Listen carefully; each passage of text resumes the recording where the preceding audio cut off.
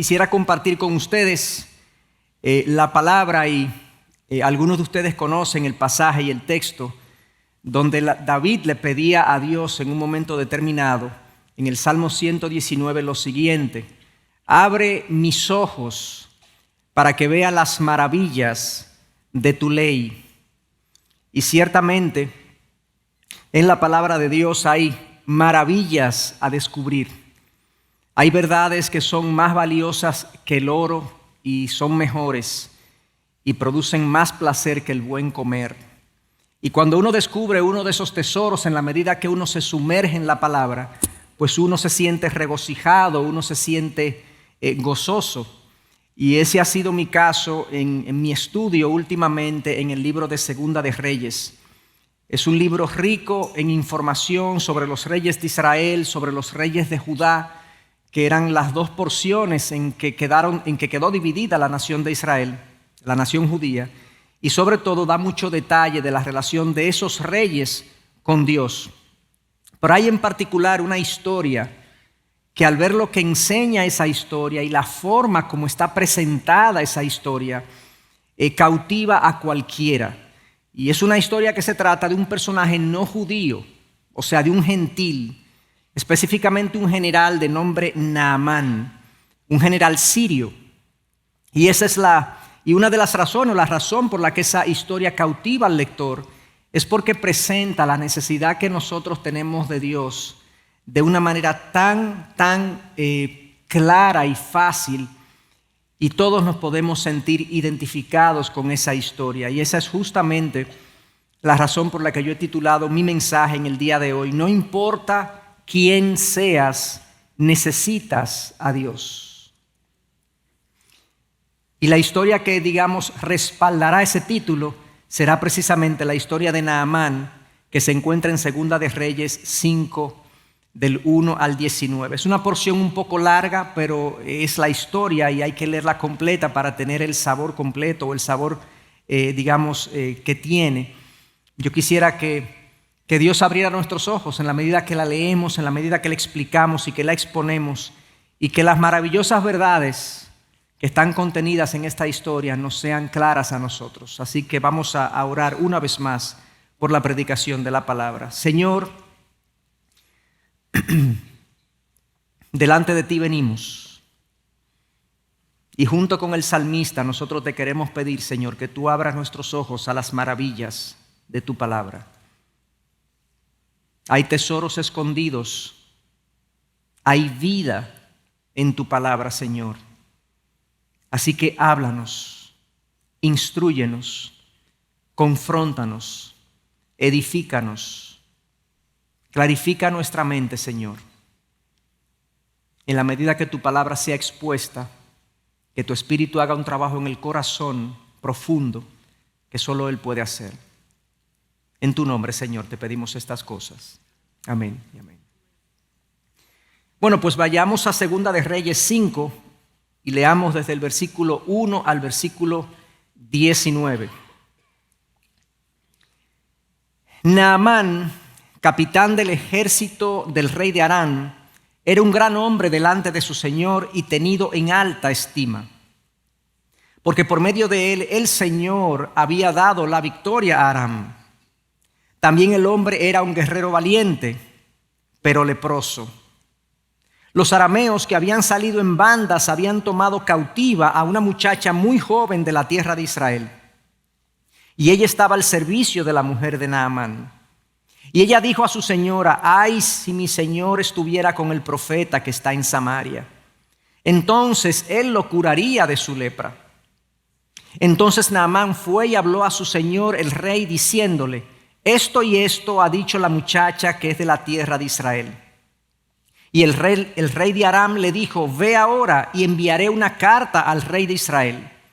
Y él fue y llevó consigo 340 kilos de plata y 6,000 siclos de oro y 10 mudas de ropa. También llevó al rey de Israel la carta que decía: y cuando llegue a ti esta carta, comprenderás que te he enviado a mi siervo Naamán para que lo cures de su lepra. Cuando el rey de Israel leyó la carta, rasgó sus vestidos y dijo: ¿acaso soy yo Dios para dar muerte y para dar vida, para que éste me mande a decir que cure a un hombre de su lepra? Consideren ahora esto y vean cómo busca pleito conmigo. Al oír Eliseo, el hombre de Dios, que el rey de Israel había rasgado sus vestidos, envió aviso al rey diciéndole: ¿por qué ha rasgado sus vestidos? Que venga él a mí ahora y sabrá que hay profeta en Israel. Vino pues Naamán con sus caballos y con su carro y se paró a la entrada de la casa de Eliseo. Y Eliseo le envió un mensajero diciendo: ve y lávate en el Jordán 7 veces, y tu carne se te restaurará y quedarás limpio. Pero Naamán se enojó y se fue diciendo: yo pensé, seguramente él vendrá a mí y se detendrá e invocará el nombre del Señor su Dios, moverá su mano sobre la parte enferma y curará la lepra. ¿No son el Habaná y el Farfar, ríos de Damasco, mejores que todas las aguas de Israel? ¿No pudiera yo lavarme en ellos y ser limpio? Y dio la vuelta y se fue enfurecido. Pero sus siervos se le acercaron y le dijeron: Padre mío, si el profeta le hubiera dicho que hiciera alguna gran cosa, ¿no lo hubiera hecho? ¿Cuánto más cuando le dice a usted: lávese y quedará limpio? Entonces él bajó y se sumergió 7 veces en el Jordán, conforme a la palabra del hombre de Dios.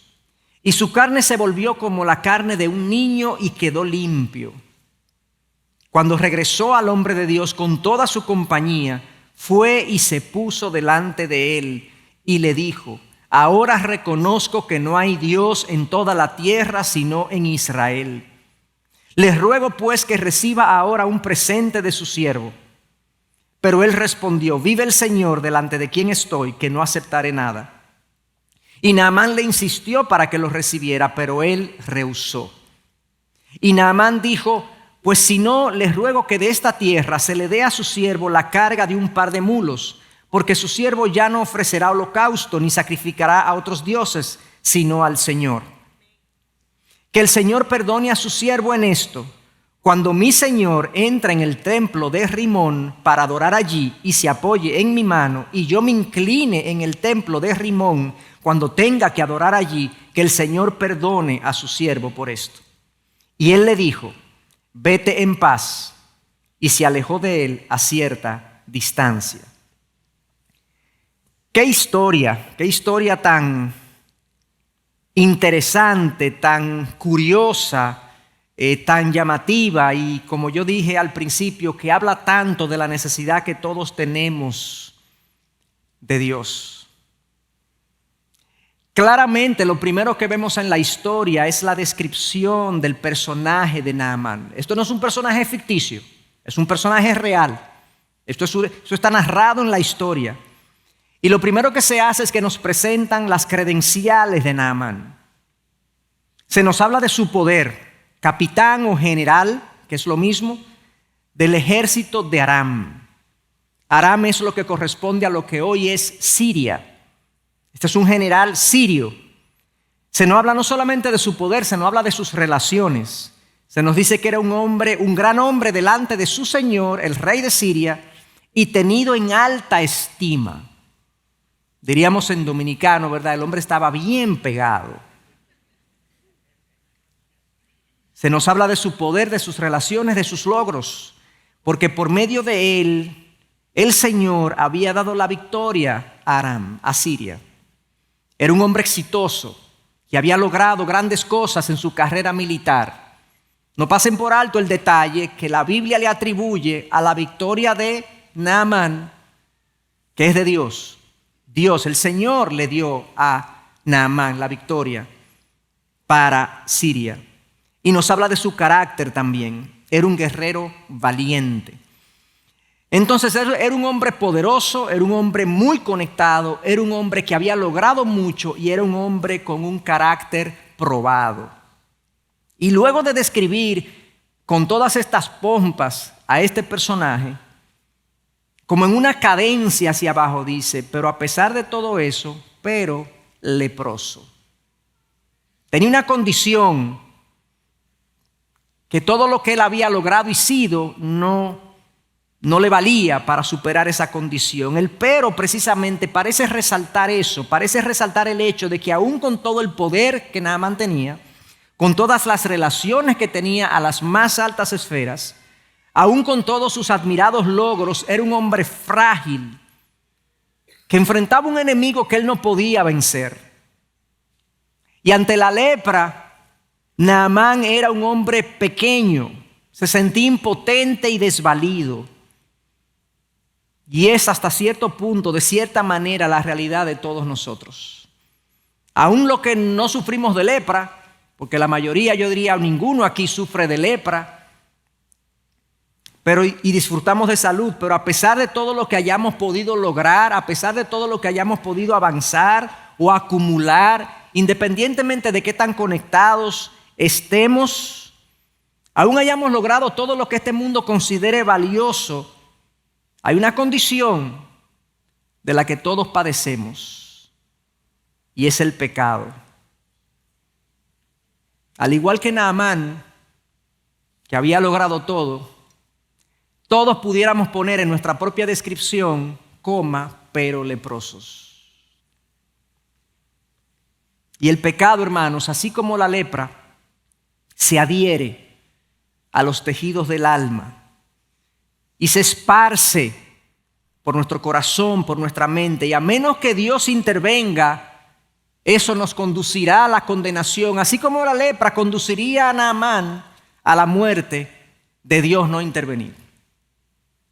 Esa es la realidad de Naamán y esa es la realidad en la que todos nosotros nos podemos sentir retratados. Y eso es así independientemente de quién tú seas. No importa si tú eres pobre o rico. No importa si tú eres educado o no educado. Blanco o negro. Dominicano o americano. Exitoso o no.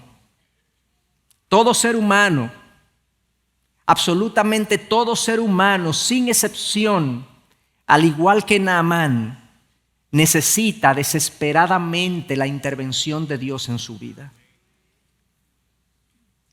Y descrito entonces el personaje de Naamán, el texto sigue diciéndonos acerca de lo que pasó. Ante esta realidad, se nos dice en el versículo 2 que los arameos habían salido en bandas, habían tomado cautiva a una muchacha muy joven de la tierra de Israel, y ella estaba al servicio de la mujer, de la esposa de Naamán. Y ella le dijo a su señora: ay, si mi señor estuviese con el profeta que está en Samaria, entonces él lo curaría de su lepra. Entonces Naamán fue, se nos dice, y habló con su señor, con el rey de Siria, diciéndole: esto y esto ha dicho la mujer o la muchacha que es de la tierra de Israel. En ese momento, digamos, o a lo largo de la historia de Israel y Siria, han sido estados enemigos. En ese momento eran estados enemigos. Y habían tenido, de hecho, enfrentamientos de guerra, batallas entre ellos. Y en algunas ocasiones había momentos de paz. Este era uno de los momentos de paz. Pero había tensiones entre los estados. Había tensiones entre Israel y Siria. Y habían diferentes cosas que ellos se hacían. Habían maldades que ellos se hacían mutuamente. En este caso en particular se nos cuenta que los sirios a veces incursionaban dentro del territorio israelí y capturaban personas y los hacían esclavos o lo vendían como esclavos. Pero esa era una de las cosas que hacían dentro de estas tensiones que tenían entre ambos estados. Y se nos dice entonces que en una de esas incursiones en el territorio israelí, los sirios habían tomado a una muchacha que ahora estaba al servicio de la casa de Naamán, al servicio de la esposa de Naamán. Y es esta joven y lo que ella dice que genera toda la historia. Toda la historia depende de lo que esta jovencita hace, de lo que esta jovencita dice. Y es bueno hacer un paréntesis en lo que dijo e hizo esta persona, porque no es casual que esta persona esté aquí. Y lo primero que nosotros podemos decir acerca de la presencia de esta adolescente posiblemente, es que la forma que Dios usa, hermanos, para atraer a la gente, a sus caminos, parecen ser como tan circunstanciales, tan accidentales. Una adolescente, en este caso, secuestrada de Israel, sin ninguna importancia social, es la que conduce al gran Naamán hacia su sanidad y hacia su encuentro con Dios. Una fiel testigo del Dios verdadero, una mujer sencilla, joven, sin ningún tipo de preponderancia, es la que finalmente conduce al gran Naamán a su encuentro con Dios. Y algunos pudiéramos decir, wow, qué coincidencia, qué suerte tuvo Naamán que esta muchachita viniera y le dijera lo que le dijo. Pero cuando hablamos así, cuando comentamos eso de esa forma, ignoramos, hermanos, que detrás de los grandes acontecimientos y detrás de los pequeños incidentes de la vida hay un Dios que lo dirige todo, absolutamente todo. Y eso es lo primero que podemos derivar de la presencia de esta jovencita en la casa de Naamán y de lo que ella hizo. Pero no solamente eso, sino que fíjense que la bendición de Naamán fue posible por la aflicción de la jovencita.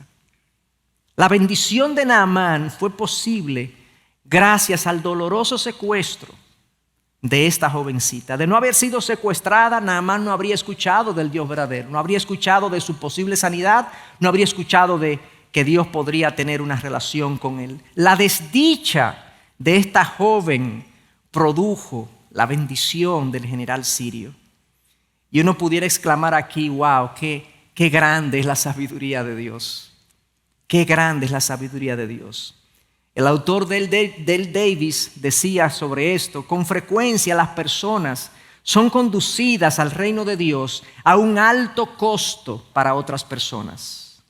Fue el caso aquí, fue el caso de José, fue el caso de nuestro Señor Jesús, cuya cruz, cuyo dolor, cuya aflicción nos salvó.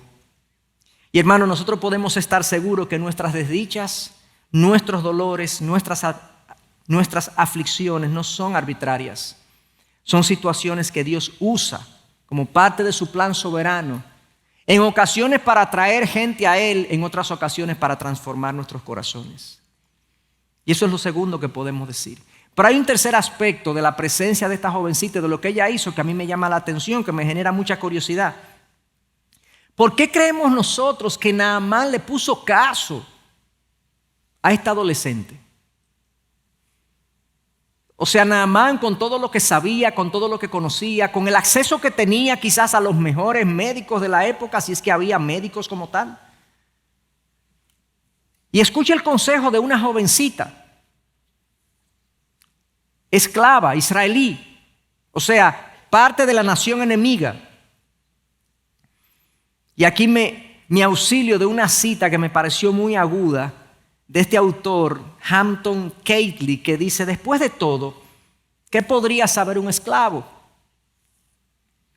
Puedo sugerirle que la escuchó porque tal vez su vida lo decía todo. Su vida, la vida de esta jovencita, habría sido tal testimonio que daba credibilidad a sus palabras. Y mi efectividad como testigo del Dios verdadero, como testigo de Cristo, precisamente depende de mi testimonio. De qué tan fiel yo soy en lo que hago. Cuando yo hablo, entonces, mis palabras serán escuchadas. Entonces, de manera interesante, habiendo recibido el consejo de esta jovencita, él va donde su jefe, donde el rey de Siria, en ese nombre, en esa ocasión se llamaba Ben-Hadad II específicamente, y le plantea la situación y le dice: mira, la jovencita que tengo en la casa, increíblemente yo le llevo las palabras, el consejo de esta jovencita al gran rey de Siria, y le dijo: mira, ella me dijo esto, ella me dijo que hay un hombre que me puede sanar. Y el rey le dice: ve ahora. En el original, literalmente, hay cierta ansiedad en las palabras del rey. Le dice: ve de una vez. Ve tan pronto tú puedas. Indicar toda esa ansiedad, como les digo, esa ansiedad de parte del rey de que su gran siervo Naamán, de que su gran general recibiera la sanidad, recibiera la restauración. Y le expresa su apoyo de dos formas. Le dice, mira, lo primero es que te voy a dar una carta para que tú te vayas con esa carta, esa presentación, al mismo rey de Israel te voy a mandar.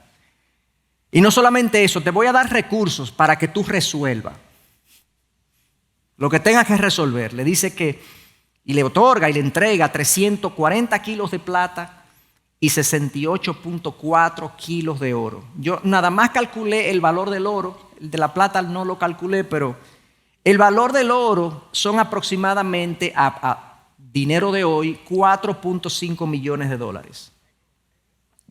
Le entregó ahí, toma 4 millones de dólares por si acaso. Evidentemente que en ese momento parte de la confianza de Naamán y del rey de Siria era que con sus relaciones, vamos donde el rey de Israel, con su dinero, casi, bueno, si sumamos la plata, más de 5 millones de dólares en el bolsillo en efectivo, óyeme, tú vas a resolver. Parte de su confianza estaba en eso. Y así somos nosotros. Así somos nosotros. El ser humano se percibe como capaz, suficiente. Y si tiene dinero y relaciones, llega a sentir que es todopoderoso. No hay problema. Cualquier cosa que se presente, lo podemos resolver. Él piensa que todo lo puede conseguir. Nosotros pensamos que nosotros podemos conseguir las cosas.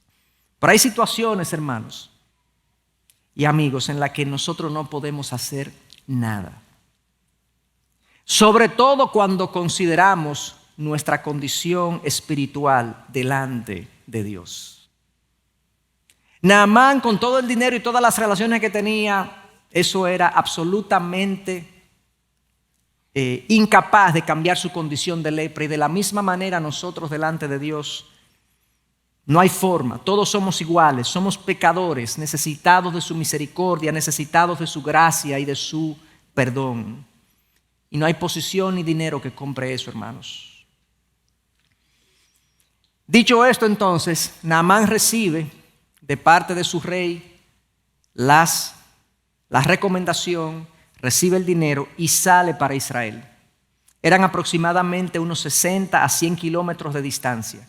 Nada fácil, un viaje largo, un viaje complicado. Llega al rey de Israel, se presenta delante del rey de Israel y la carta, como ustedes leyeron o nosotros leímos, decía, cuando llegue a ti esta carta, eso es lo que lee el rey de Israel, cuando llegue a ti esta carta comprenderás que te he enviado mi siervo Naamán para que lo cures de su lepra. ¿Y cómo? En ese momento la relación entre el rey de Israel y el profeta Eliseo no eran buenas. El rey de Israel estaba guapito, porque Eliseo hablaba de cosas que al rey no le gustaban. Porque Eliseo confrontaba las prácticas inmorales e idólatras del rey. Y estaban alejados. Entonces, cuando él recibe la carta, él no está conectando que realmente a él le han enviado a Naamán para que lo conduzca a Eliseo. Él piensa que es él que tiene que hacer esto. Y de hecho, percibe la petición como una provocación. El rey de Siria pedía algo que él no podía conceder, que él no podía hacer. ¿Cómo me va a decir a mí que le cure a un hombre de su lepra? Él está buscando razón para atacarme. Porque cuando yo no le conceda lo que él está pidiendo, pues él me va a atacar, me va a agredir. Y él expresa públicamente su indignación. Lo decimos así porque esta práctica de rasgar sus vestidos, en 5:7 leemos que cuando el rey de Israel leyó la carta, rasgó sus vestidos y dijo, ¿acaso soy yo Dios para dar muerte y para dar vida? Para que éste me mande a decir que cure a un hombre de su lepra. Consideren esto, miren qué está haciendo y vean cómo busca pleito conmigo. Eso fue lo que él hizo, un pique público. Se enojó. Para que no digan después que yo estoy buscando problemas con el rey de Siria, para que se den cuenta que es él que viene a buscar pleito conmigo. Y ese pique público, ese pleito que él puso delante de la gente, pues llegó, les rodó, el chisme llegó a Eliseo. Y en el 5:8 decimos, al oír Eliseo, el hombre de Dios, que el rey de Israel había rasgado sus vestidos, envió aviso al rey diciéndole, ¿por qué ha rasgado sus vestidos? Que venga él a mí ahora y sabrá que hay profeta en Israel. Eso era un doble mensaje. Un mensaje para Naamán, hay un profeta en Israel, hay un representante de Dios, pero es un mensaje para ti, para que sepas que aquí hay un representante de Dios también, al que tú no quieres escuchar. Y el profeta de Dios entonces, Eliseo, sin duda por instrucción de Dios, manda a llamar a Naamán. Le dice que venga a mí. Y no puedo evitar yo ver una analogía aquí de cómo Dios llama a los suyos. Cómo a través de la aflicción, del dolor, de la angustia, de la enfermedad, del problema, de la escasez, es lo que nos coloca en la posición precisamente necesaria para que nosotros acudamos a Dios. El gran Naamán, ve aquí, ve allí, 100 kilómetros más abajo, ahora ven a la casa de... Sí, yo voy, yo necesito. En esta ocasión necesito que me sanen, evidentemente, está buscando, pero me llama la atención que es Eliseo que llama a Naamán. Ven, que venga. Yo quiero tener un encuentro con Naamán. Y así nos llama a Dios. Escribí aquí que Naamán buscaba a Dios, pero en realidad Dios buscaba a Naamán. Y Dios nos busca. Y le manda a decir que venga él ahora y sabrá que hay profeta en Israel. Y ante el llamado entonces de Eliseo, Naamán sale para allá. Y leemos en el versículo 9 y 10, vino pues Naamán con sus caballos y con su carro. Por lo visto era toda una comitiva. Estaba Naamán, pero sin duda tenía soldados para su seguridad, siervos para su atención, gente que le guardaba el dinero que le dieron, gente que traía la carta. Quizás había también un intérprete que hablaba el idioma de la época, pues era toda una comitiva. Venía con carros, con caballos, dice varios caballos en plural. Pero noten que el versículo 9 nos dice, y se paró a la entrada de la casa de Eliseo. Ahí se paró, ahí se quedó. Por lo visto, Naamán no se bajó de su carro, no entró a la casa, porque él tenía otras expectativas. Y Eliseo, dice el versículo 10, le envió un mensajero diciendo, ve y lávate en el Jordán 7 veces y tu carne se te restaurará y quedarás limpio. Pero Naamán se enojó y se fue diciendo, pensé que seguramente él vendría a mí y se detendrá e invocará el nombre del Señor su Dios, moverá su mano sobre la parte enferma y curará la lepra. ¿No son el Habaná y el Farfar, río de Damasco, mejores que todas las aguas de Israel? ¿No pudiera yo lavarme en ellos y ser limpio? Y dio la vuelta, la necedad humana, la estupidez humana. Tú viajas 100 kilómetros. Tú estás frente a este hombre que te ha dado una solución y tú no. El orgullo se interpuso, nubló su comprensión. De alguna manera se enojó, se fue enfurecido. Él no tenía esta expectativa. Él tenía la expectativa de que a él le iban a venir a servir, de que el profeta venía a salir, iba a acudir a su atención, a su cuidado. Fíjense como les dije que Naamán se para en la casa de Eliseo, no se desmonta. Esperaba que el profeta viniera y lo atendiera, pero más aún, cuando él recibe la instrucción de lo que tiene que hacer, él cuestiona el método propuesto. No me parece. Sumergirme en el Jordán. En Siria hay mejores ríos, más caudalosos, más limpios.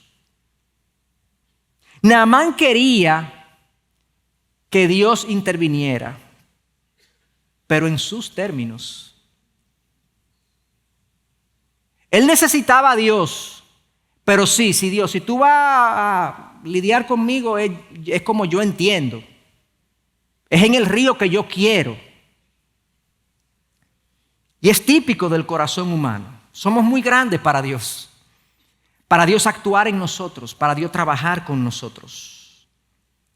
Y yo le preguntaría a Naamán, ¿por qué viniste si tú tenías la solución? Si tú te podías sumergir en el Habaná y en el Farfar, tú tenías la solución. ¿Tú buscas que Dios se adapte a ti o vienes a reconocer tu dependencia, tu necesidad y tu impotencia delante de Él? Delante de Dios no hay grandes, sino que todos estamos al mismo nivel. Necesitamos de su gracia y de su misericordia. Es Él delante de quien debemos postrarnos nosotros, no al revés. Y como dijo el predicador y evangelista D.L. Moody, Naamán tenía 2 enfermedades: su lepra y su orgullo. O su orgullo y su lepra. Necesitaba ser sanado del orgullo primero, si iba a ser sanado de su lepra segundo. Y entonces Dios comienza a tratar, antes de sanarlo de su lepra, Dios comienza a tratar con su orgullo. Dios comienza a quebrantar el orgullo de Naamán, porque Dios quiere llevar a Naamán al punto donde Naamán diga, voy a hacer lo que Dios diga. Y Dios quiere llevarnos a nosotros también al punto donde nosotros podamos decir, yo voy a hacer lo que Dios diga. Y Dios tiene que tratar con nuestros orgullos y nuestras arrogancias. Él necesitaba ser humillado antes de ser sanado. ¿Y cómo lidia Dios con el orgullo de Naamán? Bueno, lo vemos de 2 maneras. En primer lugar, el profeta Eliseo no sale a recibirlo. Él esperaba toda una reverencia de parte de Eliseo y Eliseo no sale. Él viene con su pompa, con sus caballos, con sus carros, con su siervo, con su dinero, con su carta. Y se queda esperando ahí. Y le mandan un muchacho. El siervo de Eliseo sale y le dice, ¿qué dice don Eliseo? Que vaya se zambulla 7 veces en el Jordán. Y yo, yo no puedo evitar pensar en el rostro de Naamán. ¿Pero qué tú me estás diciendo? ¿Quién es este muchacho? Tú no estás viendo quién soy yo. Tú no estás viendo. Y quizás se quedó unos minutos ahí esperando a ver si Eliseo iba a sacar la cabeza. Eliseo no saca la cabeza, no le rinden reverencia. Eso no fue lo primero que lo humilló. Que le comunicó de manera indirecta, tú no eres tan grande como tú piensas que tú eres. Dios es grande. El Dios al que yo sirvo, le mandó a decir a Eliseo de manera indirecta, el Dios al que yo sirvo, ese es el grande. Sométete a Él.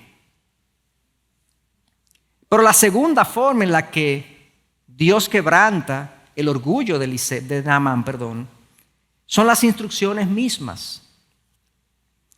Las instrucciones mismas. Ve al Jordán y sumérgete 7 veces.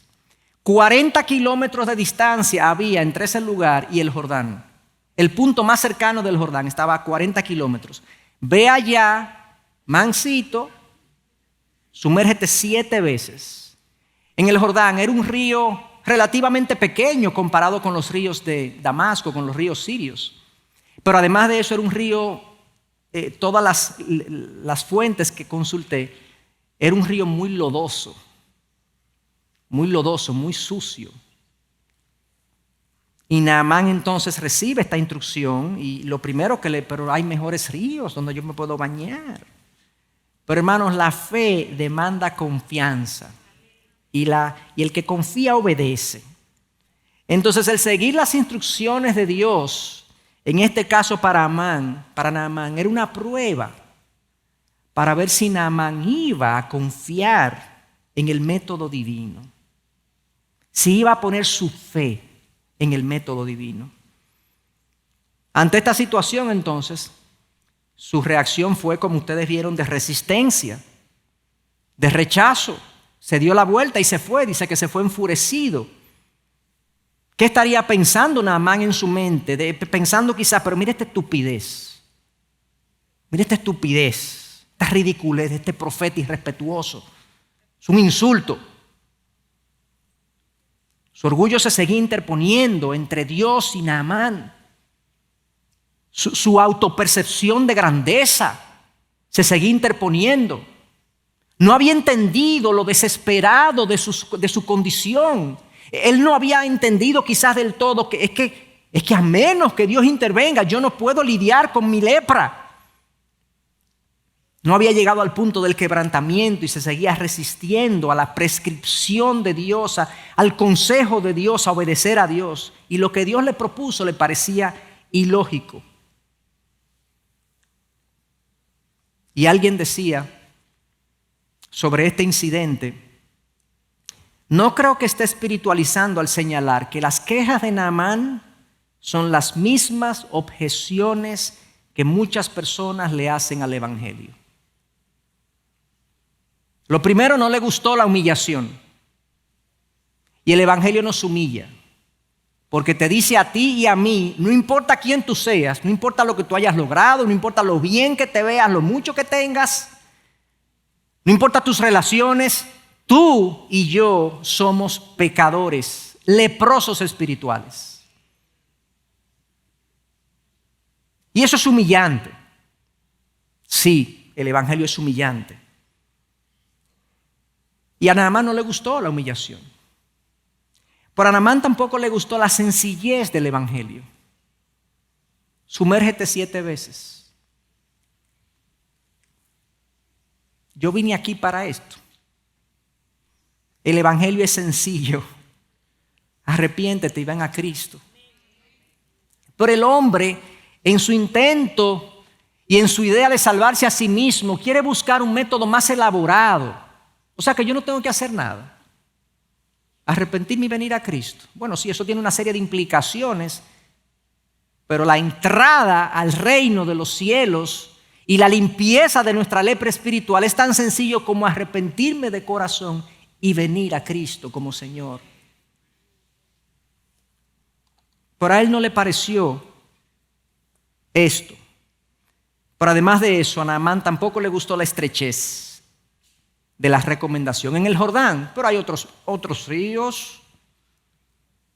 Y cuando nosotros decimos que el Evangelio es Cristo, que la entrada es Cristo, porque Él dijo: yo soy el camino, la verdad y la vida, nadie viene al Padre si no es por mí, la gente dice: pero hay otros.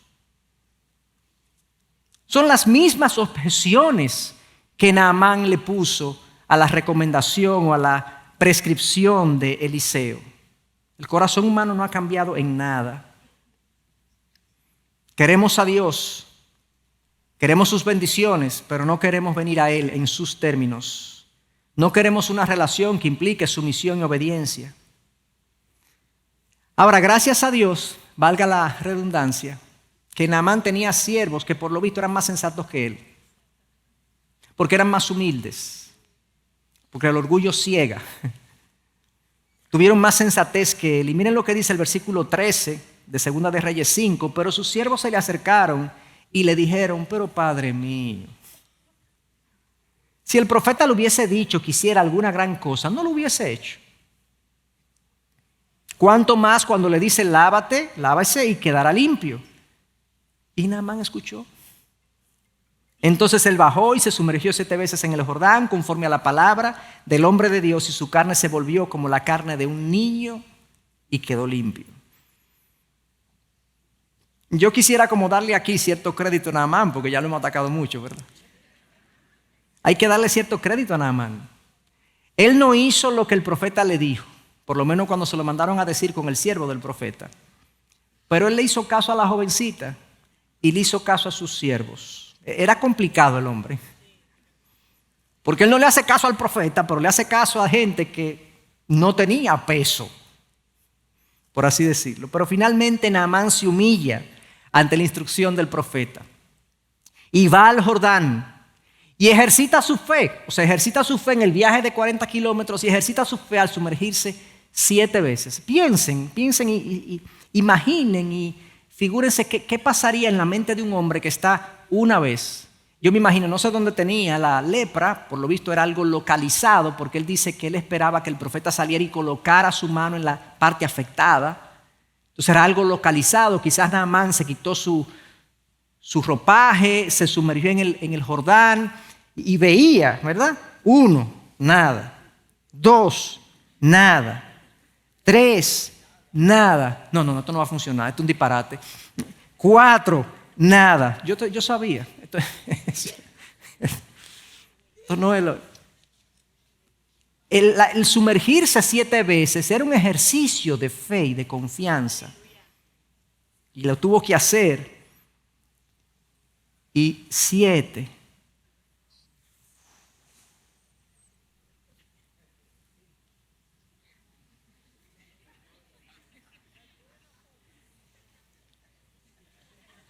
También.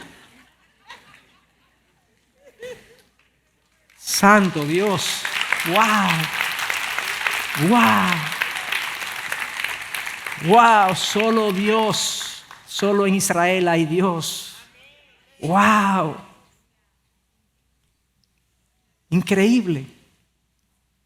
Nos dice el pasaje que Naamán, la piel de Naamán, su carne se volvió como la carne de un niño. Y por lo visto, o sea, él quedó mejor que como hubiese estado de no haber tenido la lepra. El hombre se rejuveneció. ¡Wow!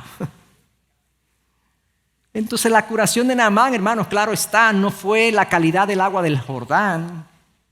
Fue su confianza obediente en la promesa de Dios de restauración y de limpieza. Su confianza en la prescripción de Dios para su sanidad. Eso fue lo que produjo la sanidad de Naamán. Venció su orgullo, Naamán obedeció y fue lavado en cuerpo y en alma. Porque Dios fue más allá de la lepra física. Dios fue más allá de la lepra física. Miren por qué lo digo. Miren lo que pasa después. Miren lo que él dice en el versículo 15 al 19, que es donde termina nuestra historia. Cuando regresó al hombre de Dios con toda su compañía, ojo, él volvió 40 kilómetros de vuelta a donde Eliseo. Ustedes no ven ahí un corazón agradecido. Y ahora dice, y se puso delante de él, se bajó de su carro, Eliseo. ¿No ven ahí ahora un corazón humilde? Y le dijo, ahora reconozco que no hay Dios en toda la tierra, sino en Israel. ¿No ven ahí un corazón sumiso al Dios verdadero ahora? Les ruego pues que reciba ahora un presente de su siervo como muestra de su gratitud. Pero él respondió, vive el Señor delante de quien estoy, que no aceptaré nada. Y Naamán le insistió para que lo recibiera, pero él rehusó. Y Naamán dijo, pues si no, les ruego que de esta tierra se le dé a su siervo la carga de un par de mulos, porque su siervo ya no ofrecerá holocausto ni sacrificará a otros dioses sino al Señor. O sea, Naamán quería llevarse tierra de Israel para hacer como una especie de altar en su casa, en su región, para él adorar al Dios verdadero. ¿No ven ahí un corazón ahora adorador? Y no solamente eso, sino que el versículo 18 le dice que el Señor perdone a su siervo en esto.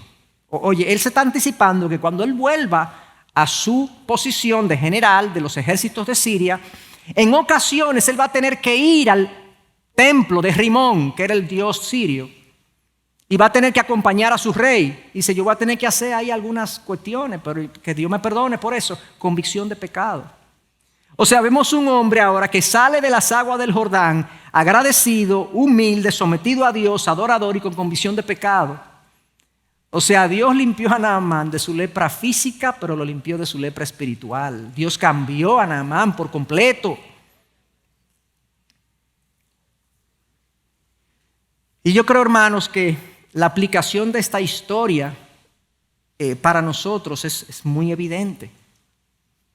Ha estado siendo explicada a lo largo de la historia, pero una vez más quisiera enfatizar algunos aspectos.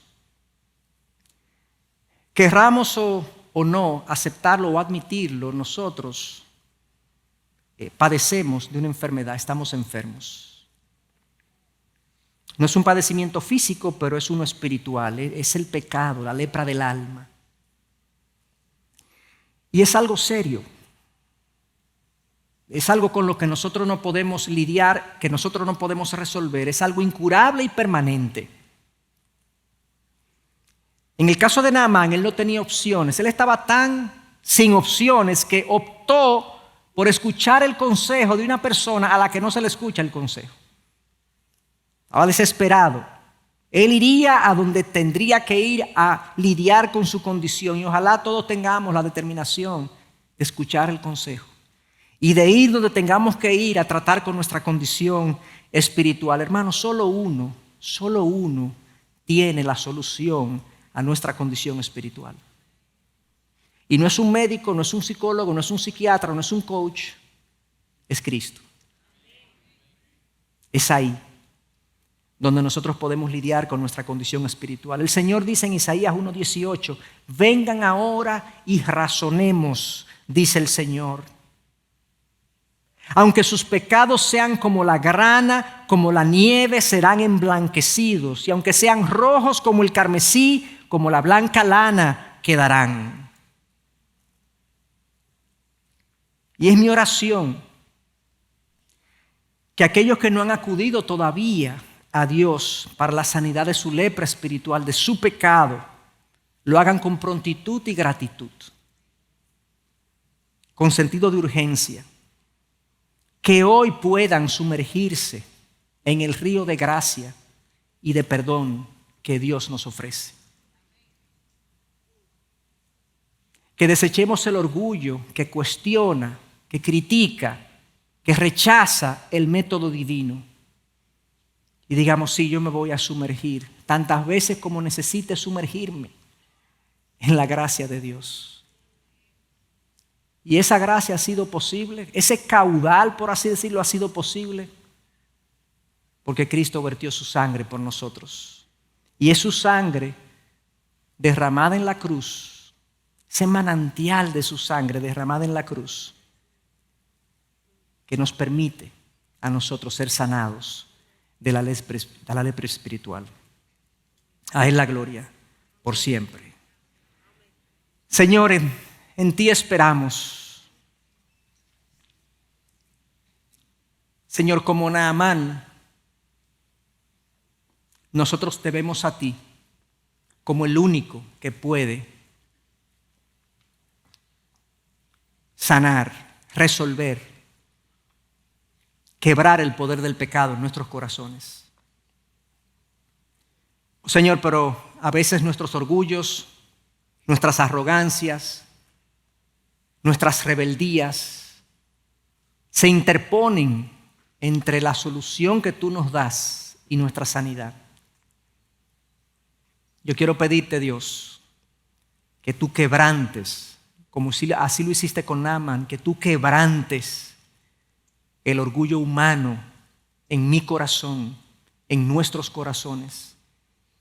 Y que aquellos que no han acudido o no han aceptado la solución divina para su pecado, puedan hoy ser quebrantados, así como Naamán lo fue, y puedan entonces aceptar el evangelio, la recomendación divina o el mandato divino necesario para nuestra sanidad espiritual. Gracias, Dios, por tu provisión. En tu nombre, Señor. Amén. Gracias por acceder a este recurso. Espero que haya sido de gran bendición para tu vida. Te sugiero que te suscribas a este canal de forma que tú puedas recibir notificación la próxima vez que hayamos subido un nuevo recurso que pueda servirte de instrucción y bendición.